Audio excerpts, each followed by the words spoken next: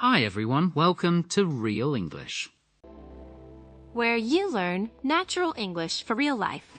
I am Paul. And I am Emily. Let us get started.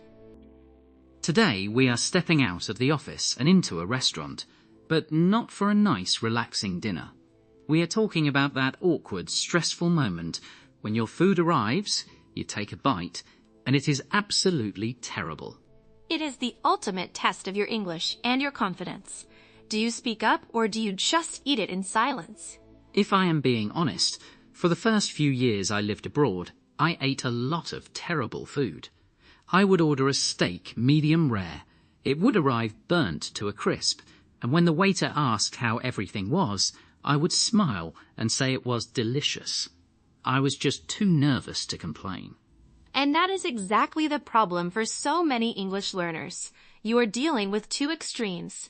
You either say nothing and suffer, or you try to complain, but because you lack the nuance, you end up sounding completely rude and aggressive. Right. A learner might say something like, "This food is bad, take it away, I want a new one." And suddenly you have insulted the chef, the waiter is offended, and the whole table is uncomfortable. But native speakers know there is a middle ground. We call it firm but polite. You can defend your rights as a paying customer without sounding like you are trying to start a fight. And today, we are going to teach you exactly how to do that. We have a brand new framework for you today. If you need to return food or complain about a service, you need to use the P.A.S. method. P.A.S. Let us break that down. P stands for polite opening. You never start a complaint with a negative word. You do not start with no, bad, or wrong. You start by getting their attention softly. You say, "Excuse me, sorry to bother you," or "I hate to be a pain, but." That phrase, "I hate to be a pain," is a magic shield. It tells the waiter that you are a nice person, but you have an issue. Exactly. A stands for accurate description. Do not just say the food is bad or weird. Those words are subjective and emotional. You need to state the objective fact of what is wrong with the dish. Yes. Is it undercooked? Is it overcooked? Is it cold? Is it too salty? If you ordered a salad without tomatoes, and it is full of tomatoes, you say, "I actually asked for no tomatoes, and there seem to be quite a few here." You describe the reality, not your feelings. Which brings us to S, the S suggestion. Do not make the waiter guess what you want. Tell them how to fix it. Do you want them to remake it? Do you want to order a different dish, or do you just want it taken off the bill? You can say, "Could you please send this back and have the chef remake it?" Or, "Could I actually substitute this for the chicken?" Or, "If you have lost your appetite completely, I do not think I want to wait for another one. Could we just take this off the bill?" Polite opening, accurate description, suggestion. The P.A.S. method. It removes the emotion and solves the problem. But to really master this, we need to upgrade your restaurant vocabulary. Let us talk about our 5 pocket words for today.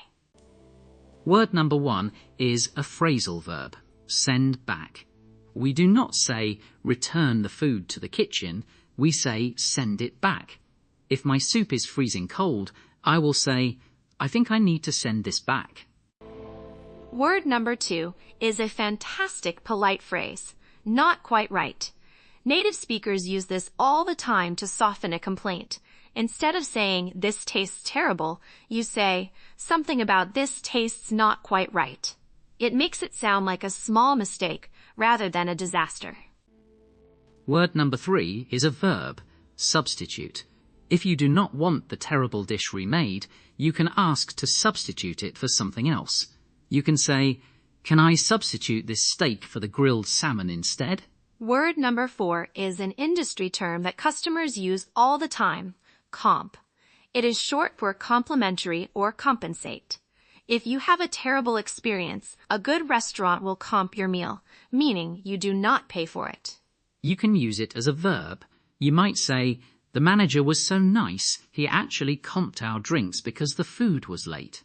And word number 5 is a specific texture adjective, soggy. Soggy means something that is supposed to be crispy is completely wet and soft. If you order French fries and they are wet and limp, they are soggy. Nobody likes soggy fries. Send back, not quite right, substitute, comp, and soggy. These words will save your dinner. Now, let us move into our Smooth It Out clinic. We are going to take the blunt, robotic phrases learners use and make them sound perfectly natural. Let us start with the moment the waiter comes over. A learner might just point at the plate and say, "This is wrong." Very aggressive. To smooth it out, we use our polite opening and the phrase, "not quite right." You say, "Excuse me, I think there might be a mistake with my order," or "This is not quite what I was expecting." Here is another one.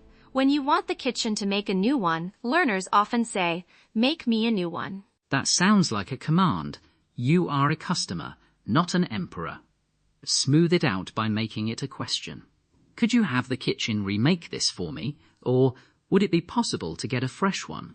And what if the steak is just completely raw inside? A learner might panic and say, "There is blood. It is not cooked. Take it." We need an accurate description.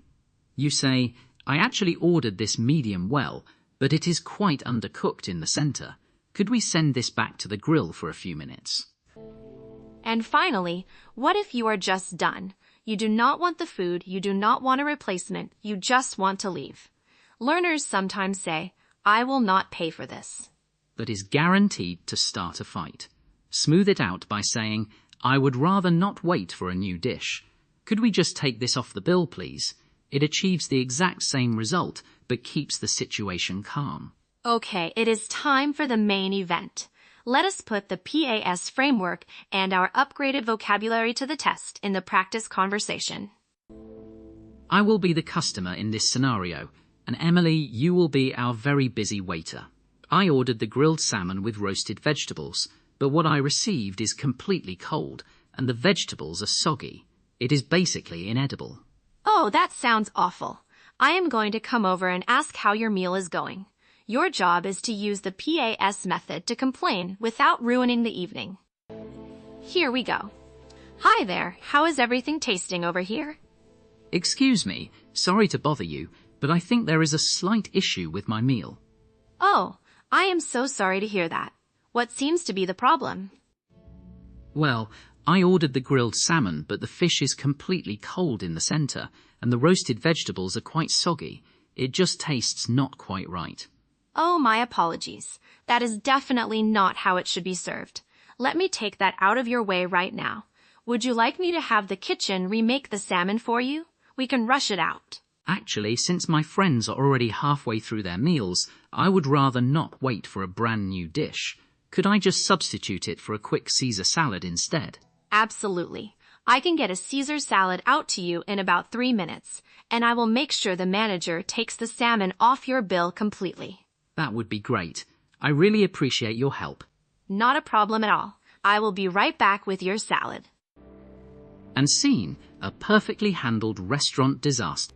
That was excellent, Paul. Let us break down exactly what made that work. First of all, your tone was fantastic. You did not sound angry, you sounded like a reasonable person who just wanted to solve a problem. That is the polite opening in action. I started with, "Excuse me, sorry to bother you." It instantly disarms the waiter. They know I am not going to yell at them. And your accurate description was perfect. You didn't say, "This food is terrible." You said the fish is cold in the center and the vegetables are soggy. You gave me facts. And finally, the suggestion. I didn't just sit there and complain. I gave you a solution. I said I didn't want to wait, so I asked to substitute the meal for a salad. It gave the waiter a clear instruction on how to fix my problem. And because you were so polite and clear, as the waiter, I naturally offered to take the salmon off the bill, or comp it, without you even having to ask. That is the secret. If you are firm but polite, restaurants will usually bend over backwards to make you happy. It is so true. The words you choose completely control the outcome of the situation. You can defend your rights and get exactly what you want, while still being the nicest person in the room. Now we want to hear from our listeners. We are taking this restaurant scenario to the comments section. Here is your challenge. Imagine you ordered a vegetarian pasta, but when it arrives, you find pieces of chicken in it. We want you to write down exactly what you would say to the waiter in the comments below. Use the P.A.S. method. Start politely, describe the problem accurately, and make a suggestion. Try to use one of our pocket words like send back or substitute. We will be reading your comments and giving you feedback to make sure your English is perfectly smooth and natural. Do not be afraid to practice. This is how you build the confidence to handle these situations in real life. Thank you so much for joining us for this episode of Real English. Keep practicing your firm but polite complaints, and we will see you next time. Bye, everyone.